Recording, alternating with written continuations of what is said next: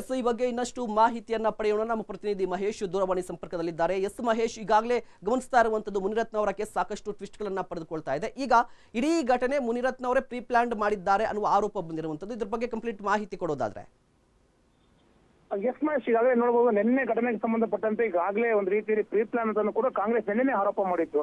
ಅಂದ್ರೆ ಏನು ನಿನ್ನೆ ಲಕ್ಷ್ಮೀದೇವಿ ನಗರದಲ್ಲಿ ವಾಜಪೇಯಿ ಅವರ ಜಯಂತಿ ವಾರ್ಷಿಕೋತ್ಸವದಲ್ಲಿ ಭಾಗವಹಿಸಿದ ನಂತರ ಅಲ್ಲಿಂದ ತೆರಳುವಾಗ ಎಲ್ಲೋ ಒಂದ್ ಕಡೆ ಯಾರೋ ಒಂದು ಕಾಂಗ್ರೆಸ್ ಕಾರ್ಯಕರ್ತರು ಮೊಟ್ಟೆ ಹೆಸರು, ಅದರಲ್ಲೂ ಆಸಿಡ್ ಮಿಶ್ರಿತ ಮೊಟ್ಟೆ ಹೆಸರು ನನಗೆ ಜೀವಕ್ಕೆ ಹಾನಿ ಮಾಡೋದಕ್ಕೆ ಕೊಟ್ಟಿದ್ರು ಅಂತ ಕೂಡ ದೂರು ಕೊಟ್ಟಿದ್ರು. ಆ ದೂರು ಹಿನ್ನೆಲೆಯಲ್ಲಿ 3 ಜನ ವಶಕ್ಕೆ ಪಡೆದು ಈಗಾಗಲೇ ವಿಚಾರಣೆ ಮಾಡ್ತಿರೋದು ಒಂದು ಕಡೆ ಆದ್ರೆ, ಮತ್ತೊಂದು ಕಡೆ ಈಗಾಗಲೇ ಕಾಂಗ್ರೆಸ್ ಕಾರ್ಯಕರ್ತರು ಕೂಡ ಅಲ್ಲಿನ ಸ್ಥಳೀಯ ವಿಡಿಯೋಗಳು ಹಾಗೂ ಸಿಸಿ ಕ್ಯಾಮೆರಾ ಫುಟೇಜ್ಗಳನ್ನು ಕೂಡ ಒಂದು ರೀತಿಯಲ್ಲಿ ಕಲೆಕ್ಟ್ ಮಾಡಿರುವಂತದ್ದು. ಅಂದ್ರೆ ಅವ್ರು ಹೇಳ್ತಾ ಇರೋದು ಏನು ಮುನಿರತ್ನ ಅವರು ಘಟನೆಗೆ ಸಂಬಂಧಿಸಿದಾಗ ಕಾರು ಕೂಡ ಡ್ಯಾಮೇಜ್ ಮಾಡಿದ್ದಾರೆ, ಹಾಗೂ ಏನು ಕಾಂಗ್ರೆಸ್ ಕಾರ್ಯಕರ್ತರ ಮೇಲೆ ಮೊಟ್ಟೆ ಎಸೆದಿದ್ದಾರೆ ಅಂತ ಕೂಡ ಕಂಪ್ಲೇಂಟ್ ಕೊಟ್ಟಿರುವಂತದ್ದು.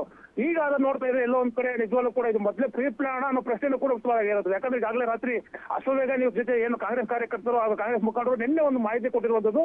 ಇದೆಲ್ಲನೂ ಕೂಡ ಪ್ರೀ ಪ್ಲಾನ್ ಮುನಿರತ್ನ ಅವರೇ ಅವರ ಕಾರ್ಯಕರ್ತರೇ ಏನು ಮೊಟ್ಟೆ ಹೊಡೆದಿರೋದು ಒಂದು ಕಡೆ ಆದ್ರೆ, ಮತ್ತೊಂದು ಕಡೆ ಏನು ಕಾರು ಡ್ಯಾಮೇಜ್ ಆಗಿರೋದು ಕಾಂಗ್ರೆಸ್ ಕಾರ್ಯಕರ್ತರ ಕಾರ್ಗೆ ಮೊಟ್ಟೆ ಹೊಡೆದಿರೋದು ಬಿಜೆಪಿ ಕಾರ್ಯಕರ್ತರು. ಇವೆಲ್ಲನೂ ಕೂಡ ನಮ್ಮ ಹತ್ರ ಫುಟೇಜ್ ಇದೆ. ಇವತ್ತು 12 ಗಂಟೆಗೆ ಏನು ಬೆಂಗಳೂರಿನ ಪ್ರೆಸ್ ಕ್ಲಬ್ ನಲ್ಲಿ ಸುದ್ದಿಗೋಷ್ಠಿ ಮಾಡಿ ಅವನ್ನೆಲ್ಲ ಕೂಡ ರಿಲೀಸ್ ಮಾಡ್ತೀವಿ ಅಂತ ಹೇಳ್ತಿರುವಂತದ್ದು. ಅಂದ್ರೆ ಇದೆಲ್ಲನೂ ಕೂಡ ಒಂದು ರೀತಿ ಮುನಿರತ್ನ ಅವರ ನಿರ್ದೇಶನ ನಡೀತಾ ಇರುವಂತದ್ದು ಕೂಡ ಪ್ರಶ್ನೆ ಆಗಿರುವಂತದ್ದು. ಮಹೇಶ್, ಧನ್ಯವಾದ ಮಹೇಶ್ ತಮ್ಮೆಲ್ಲ ಮಾಹಿತಿಗಾಗಿ.